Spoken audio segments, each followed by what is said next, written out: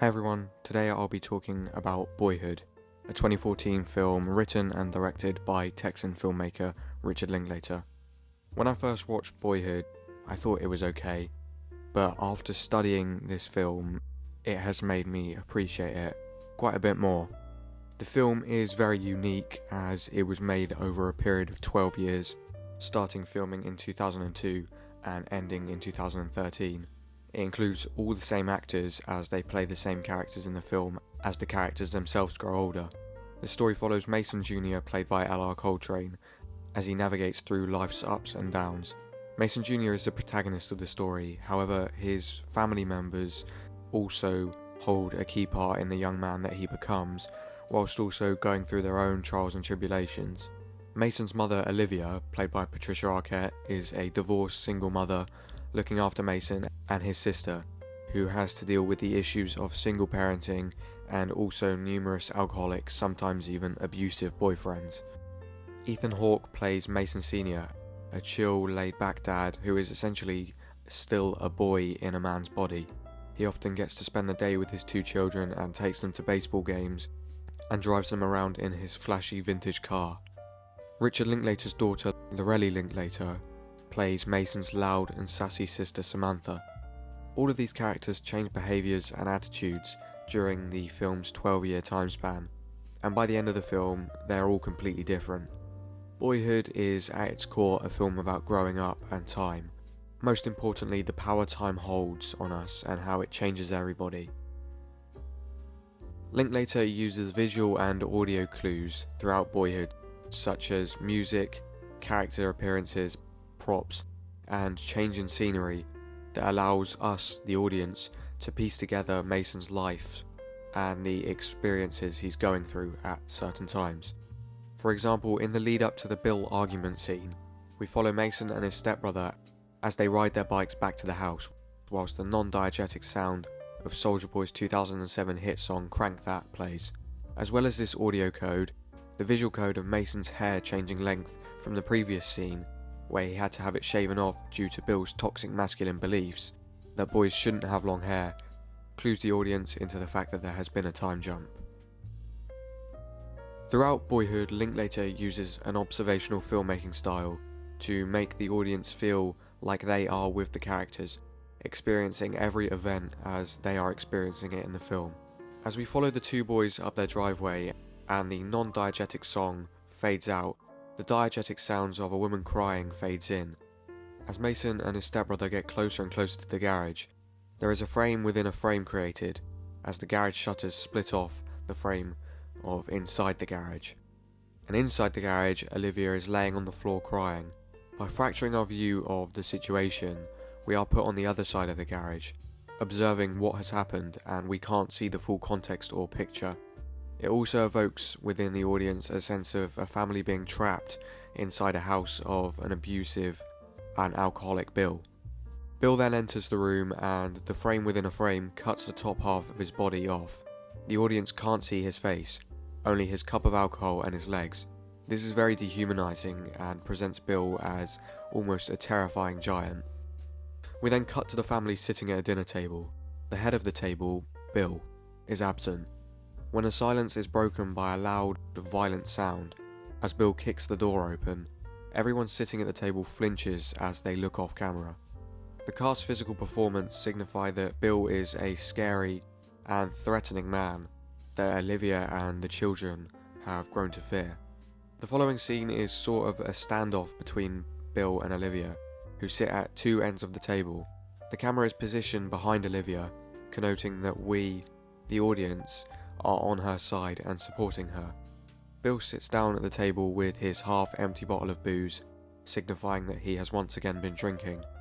When Bill angrily throws his glass towards Mason, shards of glass hit the camera, making the audience feel like we are witnessing everything unfold.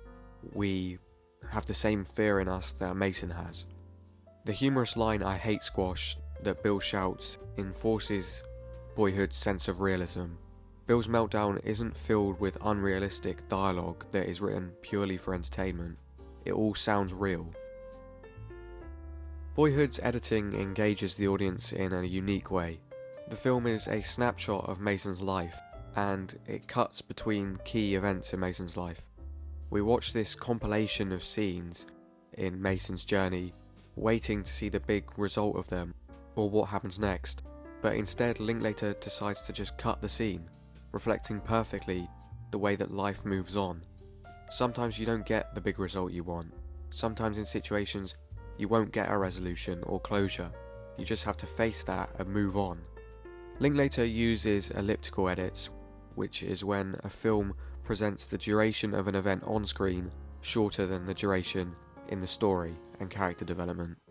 One of the best uses of these elliptical edits comes when we cut from Mason and Sheena in bed together to Mason walking down the college stairs to collect the photos from his display. He then looks at his phone and reads a message from Sheena, who is asking to see him.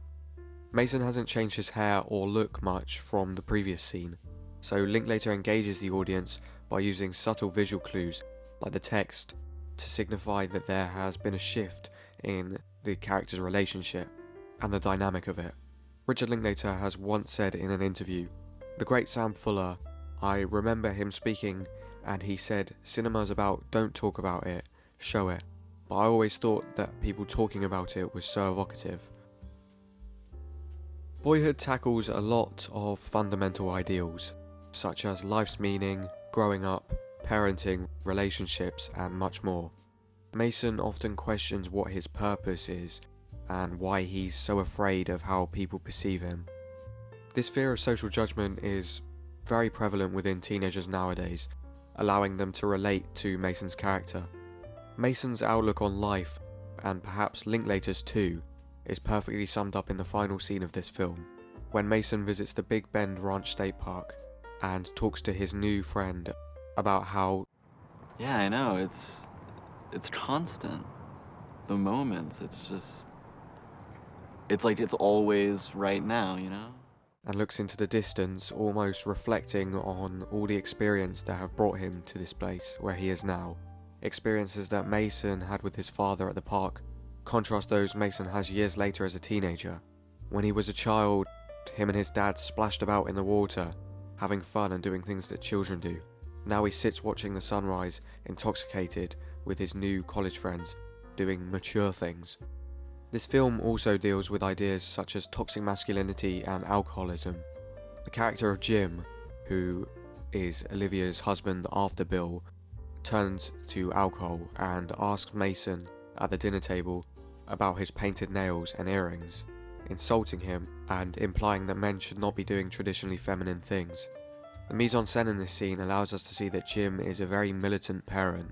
He wears the costume of a security guard, which is a very masculine job, and is also holding a can of beer in his hand, signifying that he has been drinking and probably isn't going to be friendly. Linklater has also said that in this film he presents a negative view on the topic of alcoholism, as when he was younger he observed that alcohol made many people around him aggressive, saying, "I think back and there was always some adult in my face, and some of them volatile.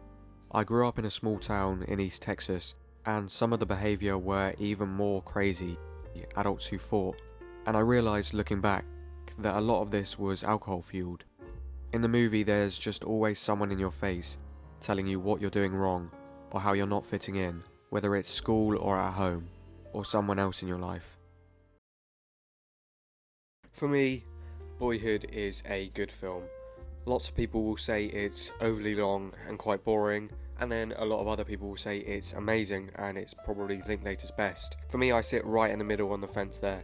I think what it accomplishes is really good, but I think it does drag for a little bit and it does slightly lose your attention. I think the journey that the characters go on are very, very interesting and well written and detailed, but I do think it's a bit too long. And unfortunately, the acting from the two main children, Mason Jr. and Sam, get weaker as they grow older, and towards the end of the film you can start to tell that maybe acting isn't their strong point.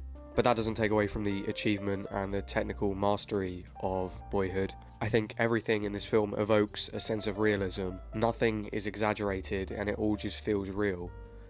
And if there's one word that I can use to describe Boyhood, it'd be that. Real. I hope you enjoyed the video.